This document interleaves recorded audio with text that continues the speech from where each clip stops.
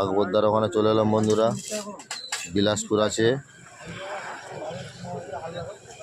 দারুণ দেশি কাতলা আছে, দারুণ দারুণ সাইজের জীবন্ত কাতলা আছে, সাইপিনাস আছে, ছোট ইলিশ আছে, মৃগেল আছে। দেখো বন্ধুরা মৃগেল মাছগুলো ঝকঝক করছে। আকবরদার রুই আছে, মৃগেল আছে,